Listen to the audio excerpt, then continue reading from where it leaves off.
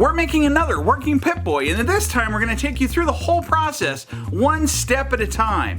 From the unboxing to the disassembly, paint application, and electronics. With one of the new limited edition Pip-boys. Better stay tuned. This is your Geek Fix.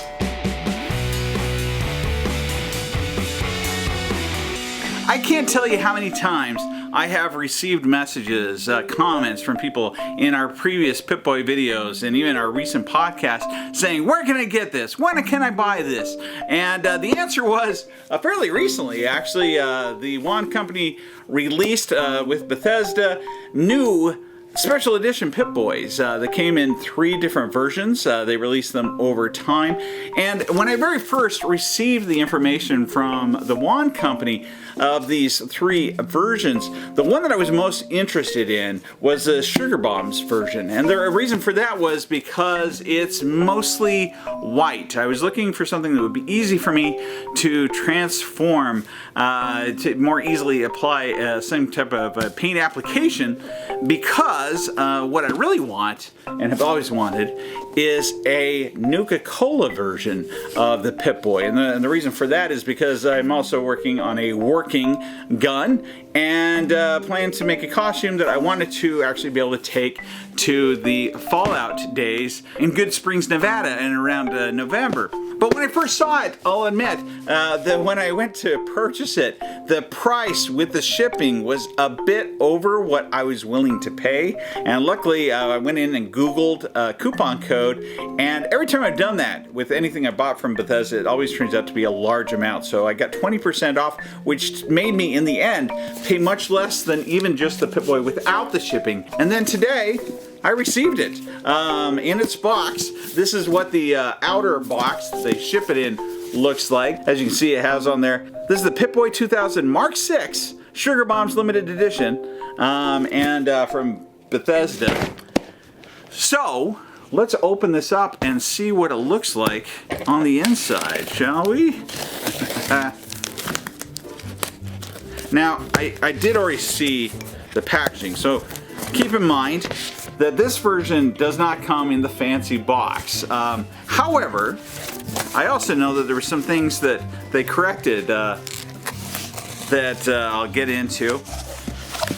Look at that. So right off the bat, here we have our box. It doesn't have that same 1950s type style that the other box did, but it nicely displays the actual Pip-boy that I got, which is the Sugar Bomb edition. So no cereal included. And it does say with built-in illuminated screen and vacuum tubes. So I'm going to go ahead and slide that out, just like so. We can take that now and put it over there. As you can see, there's our information on this side that tells us a little bit about the wand company and Bethesda. And then we have our Vault-Tec symbols on the sides, and on the back there is nothing on that side. You'll also notice that it has the Sugar Bombs logo right here. And so now to open it, let's see here. There we go. So as we open it up, so first off, we got our manual right here with the Pip-boy 2000 Mark 6 Professional all put together. It's already done. It's already assembled. And with the built-in, fully illuminated screen, vacuum tubes, Sugar Bombs limited edition. And on the back, we have an actual card. I don't know what's in the card, but has Sugar Bombs on it. We'll open that here in a second. And then I've got this here Vault-Tec screwdriver, and I was hoping, now you remember that Chris Bernardo of the wand company told us that there was an accident when they released the first Pip-boy that you assembled yourself, and the kits were supposed to come with a screwdriver that was this size, and that screwdriver actually switches out, so you have one side that's a Phillips, on the other side you had a flathead. This screwdriver, to my knowledge, is just a Phillips head screwdriver. It doesn't come apart, but still I like the size of it. It's much more comfortable than the other one. I think in the first one I had to put together, that was the first thing we had to do, was putting together the holotape. This comes with the holotape pre-assembled. I don't know if it came with some of the other things that sometimes that comes with. But here's that. And then we've got some cardboard here that I'm going to remove. Here we go. I don't know. I'm going to put that to the side for a moment. Oh, here is our actual Pip-boy, pre-assembled inside of a bag at the moment. And the rest of the box is empty. I'm just going to close that up now. Put that right there. First off, let's get into this little package and slide this stuff out carefully. And this is the thing I'm most interested in. It's, I don't know what it is. Oh, I do know what this is, actually. This is a certificate of authenticity. And so this is the certificate supplied with this Pip-boy 2000 Mark 6. It's confirmed that this product is an authentic limited edition sugar bomb skinned Pip-boy 2000 Mark 6, at least for right now it is, and manufactured by the Jon Company in 2023 in limited quantity of 1,300 units. So that's something I actually haven't shared so far. The next day after I purchased this, I tried to share the coupon code and information for people to go in and get theirs while they could, and they were already sold out, which was unfortunate because I'd already created a video and already had information that we shared. But so yeah, these were limited, and unfortunately this is the last phase that they did on this occasion. But then again, you know, we've been told before by Chris, if this stuff is successful and you know, the Bethesda feels that it's worth their time and it can be kind of released in smaller amounts so that they know that what they sell has gotten sold, then they might continue to do something similar to that. So anyway, this is where I would then one of 1,300 units. Okay, and please write the number laser etched on the Pip-boy. Oh, that's very cool. So on my Pip-boy, right here, serial number. So I just write that serial number on it, I guess. So that is a unique serial number for mine, apparently. If anyone else received theirs, you can confirm that mine is different. If not, then that's probably not the number they're referring to, right? So, getting into the manual here. Oh, not really much of a manual. It's more of a card. It's a card. It does have some information about how to put it on, how to put in the battery. Oh, I need to put in batteries. Good thing I have some batteries, actually. I think I have some batteries. Although, I do still have, I keep them as a, I don't think this is the kind of batteries probably it takes, but I don't know. I do still have my actual batteries that came with my Pip-boy. I need to do something, though, to make sure I can keep the shells or I can keep this packaging. I just like the packaging a lot, and I like the, you know, they actually did them in a way that looks like the actual cores that are from Fallout. So anyway, now I'm gonna go ahead and pull this out of the plastic here, and I'm gonna take this plastic off too here. Oh, maybe there it goes. Ooh, that's very smooth looking. That is a nice looking screen. And look how dark it is too.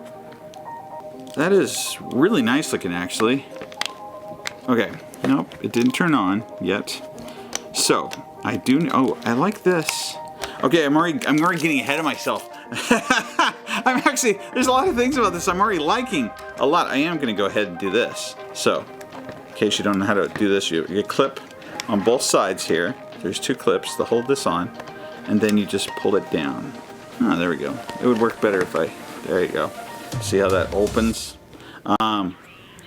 This is actually something that the Jon Company contributed to the game. So initially, the game actually looked at removing this because the process that they had for opening this didn't make any sense. And they were like, we'll just take it out. And they redesigned it. So this is actually that mechanism in the game. The way that it works and where you put on the holotape is actually designed by Bethesda, or by the Jon Company.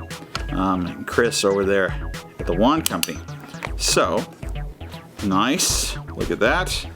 And it already has all the stickers on it. I mean, there's really nothing else to do in relation to this. I was hoping that this is a sticker, and it is. I'm so excited about that because I don't want to have to paint over something that they screen printed.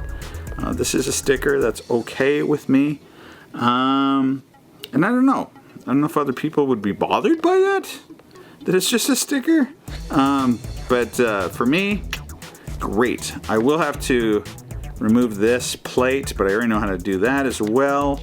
I've taken apart and put together this device so many times now that I know it inside and out. As you can see, as I turn this, that dial goes up and down. This is also something that was very inventive that they did, which is based on 1950s technology, just as it should be. I also like this. I notice when I push on this button, it's not as hard. That was one of my complaints about the radio that came with it, is that it was hard to push on the button. Like you really had to, and then it should switch. So he must have done something to kind of alter that, because it's much easier to do that now. Then of course you can hear the clicks as we go through those different phases. I got my little buttons right here that don't really do anything, but they are there. And yep, that is something I'm gonna have to take off, unfortunately. That's the hardest part, actually, is getting letters to go on here, but we do have a way to do that. Everything that I'm thinking about doing, we have a way to do. Oh, what's this? What's this? Ha ha ha! I was thinking about I needed batteries, but this looks like, am I right or wrong here? When I pull that out, oh boy, I'm excited. I'm very excited. You ready for this? I'm gonna push this button now. Oh, look at that! Oh, look at that right there too! Ah, very nice. Now it doesn't look like, so this one illuminates, and that is good. It does not appear to flicker though, like the one. Oh yes, it does. I spoke too soon. So very cool. So eventually, what happens is, I believe. I don't want to speak too soon, actually. I will say, actually, this version looks pretty darn nice. That is not half bad. That is great cosplay stuff right there. Even good shelf play. I bet you I could come up with some ways to... ooh, that's something else we can think about. If I replace these, should I make them red too? Or should I go with... Oh yeah, I haven't even talked about all that yet. Oh yeah, here it goes. See how it's flickering? See, those are flickering, this is flickering, but when you tap it, it starts working again. Isn't that cool? Very cool. Very neat. It looks great. As you can see, they have all these nice little details that go along here. I'm hoping that's separate plastic, but no, I think that's actually painted. Yes, it is. And then in here, I know that this is a couple of different layers of plastic. So this is 1 layer, 2 layers, 3 layers, just like the other one. The thing I'm wondering, oh, I am right. So you notice, I think, now with the original kit and its modules, the module that did this, the whole flickering thing and the lighting of the screen, that was just one module. And so, you know, so you got that top part, and then you got the screen on the inside, and you inserted that into your Pip-boy. The thing is, this time they also want to make those radio tubes light up, which is a nice addition. And actually, I like the way that these radio tubes look. They aren't constantly flickering, but they do eventually flicker, and it appears that that is a mechanism tied to these wires. So I think that they wanted to make those wires like real and working. So, because you notice too, that's more wires that come down to this area on the actual Pip-boy. On the other version, I think there was only a single wire. As far as the cuff and things, very much the same. Feels the same, looks the same. I always had a problem with constructing mine, putting it together. So as you can see, you have these 2 little buttons that are on each side you click on those, and then you pull it apart like that. And then this part right here just stretches, and then what you do is you just stick that on your arm, just like, ooh. See, I'm always a tight fit for this. Am I really that fat or big? The thing that I think is funny about, if you watch the video that they do, you know, it basically, when they put it on in the video game, they literally just go click, and then done. It doesn't work that way in real life. It's very difficult to be able to put it on like that. Naturally, you know, we also talked to Nate Perkabile, who is was the head animator for 76, and he said, yeah, there's a lot of things that kind of, you know, they had to tweak or make different from scene to scene in order to make it work for the game. But yeah, looks pretty cool. That's what it looks like on the arm. At any rate, and yeah, I am curious now. Let's see. It's funny because you get this screwdriver. Actually, I'm not sure. What's the purpose of the screwdriver? Oh, it's so you can take out the batteries. That's it? That's the only purpose behind it. It's just for the batteries. I am kind of curious now about the batteries. Let's flip this over for a second. So basically, you come in like this, and then you unscrew this, and then, ooh, okay. Nope, just standard batteries. That's okay though. I was kind of hoping they still might be like my other ones, but very exciting. I hope that they continue to turn these out. That this is not just kind of a single run. That over time they'd find that releasing them in limited amounts like this might be beneficial. I don't know. Our original plan was actually to talk to Chris during this time. I've been emailing him and we've been, I guess, communicating, but at the same time, they are doing a lot right now at the Wand Company. In case you don't follow their company, if you like Pokemon, they've been releasing Pokeballs that literally, as you reach in, the closer you get to them, they light up. They're currently working on a working tricorder, which I'm preparing for and excited about. And even they reached out to their fans to be able to have some decision making and how some things should look. And we got to take a little bit of a survey to be able to guide that. And I'm really excited for that release. So yeah, they're a great company. Check them out. I feel like this is a good quality product. I do want to know though. What this looks like on the inside. So I'm going to take off the end right here. Alright, this should be adequate for me to get it off now. Yep, there it is. Okay, so this is that mechanism that I was talking about, by the way. So you see here I have the rubber band that wraps around this piece and then up here and then drags that needle piece up and down. And the key was, well, how do you make turning it this way make the needle go up that way? And the whole key to that is that wrapping around this piece right here. Yeah, that does look similar to the original one. Like I said, it seems like it's easier to click. And then the question was, on the inside, oh, there's not too much in there. Oh. But it connects to this. Why? Why does it connect to that? Now I'm just more curious. Oh, no. It just ends over there. It's not an actual wire. But I could make it one. Okay, so sure enough, that's why these wires. Oh, and the green is not actually necessary. It's just because it did have a green wire that came down.